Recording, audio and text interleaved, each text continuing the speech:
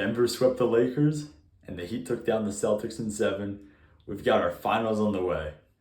The NBA this year is having finals MVPs for both conferences. The Western Conference Finals MVP was the Joker, Nikola Jokic. That was an easy decision. But in the East, the 8th seed Miami Heat had 2 players in contention. They had Jimmy Butler and Caleb Martin. Well, a lot of you might not know who Caleb Martin is. He balled out, was huge in Game 7 in the Heat's win, and also Game 3. Also a great defender. Him and Jimmy were a pretty good tandem up in the backcourt.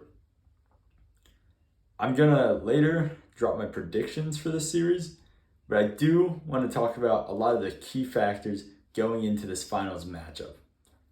As we saw, the Miami Heat, as an 8th seed, made the NBA Finals. Last time this was done, and the only time it was done as an 8th seed, was in 1999 by the Knicks, where we lost. The Nuggets are the 1 seed. They've dominated pretty much every team that they've played. They may have had a little bit of a struggle versus the Suns, but the Nuggets have been dominant. And some of the keys for the Nuggets' dominance have been Jamal Murray's 4th quarter scoring. While a lot of teams aren't able to get those buckets late in the game and they start to fall apart in the 4th, like the Sixers, I was going to say often do, but it's almost always that they just can't get a bucket in the 4th. The Nuggets are able to get these buckets, especially because of Jamal Murray's ability to score in the 4th quarter. He hits a lot of threes, he's a great shot maker, and he's just a clutch player overall. Another thing is Nikola Jokic's rebounding and passing. While everybody knows about his passing, he is a great rebounder, especially on defense. His defense is pretty weak at points, often leads to easy baskets. But just the fact that he's a big body and has that big reach, he's able to grab a lot of rebounds and doesn't offer too many second chance points for other teams, especially if he's near the rebound at all. The Nuggets are really consistent throughout the whole game. It seems like they are always finding the best shot for their team, whether Joker's taking something or, other than sometimes when Michael Porter Jr. just takes his shots, and even they're not the worst shots because he's a great player. It seems like the Nuggets are always taking the best shot and finding the best shot. On the Eastern Conference side of things, we saw what the Heat can do on defense. Their defense has been elite.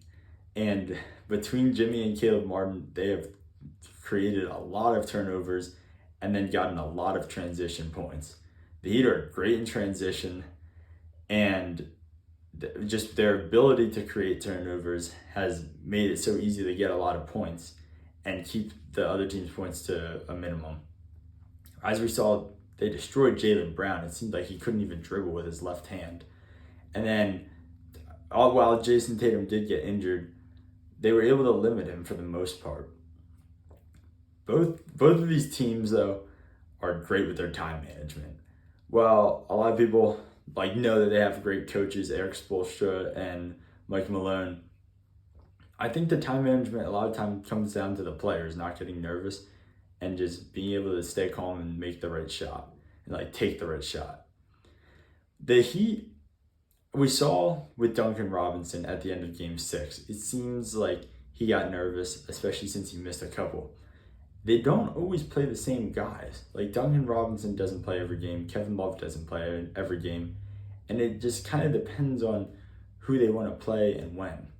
While on the Nuggets side of things, they just kind of play the same guys around the trio of Michael Porter Jr., Jamal Murray, and mainly Jokic, as they try to get those guys minutes and also stagger their minutes. That way they can have their consistent scoring, especially since their defense isn't a big part of their team.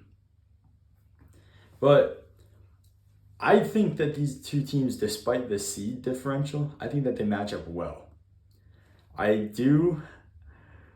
While it would be great for the Heat to win, and as much as I would love to see Jimmy Butler with a championship ring, I feel like Joker just deserves it so much, and he plays I mean, he plays probably like all 82 games of the season, and every game, he just leaves it all out there. And he plays like with a good heart, and he just plays to win, even though his defense is questionable often. But now it's time for my prediction. This year, I'm predicting that the Denver Nuggets are going to be the NBA champions, and they're going to take down the Miami Heat in 6 games. I'm really hoping this series can go to 7, and I'm really hoping it's not lopsided. But the Nuggets have been dominant so far, and they've dominated some good teams. Well, it is also true that the Heat have beaten good teams as well. We saw how they fell apart in this series versus the Celtics. The Heat went up 3-0, then they lost 3 straight games just to be dominant in Game 7. The Heat beat the Milwaukee Bucks with an injured Giannis, and the Heat beat the New York Knicks.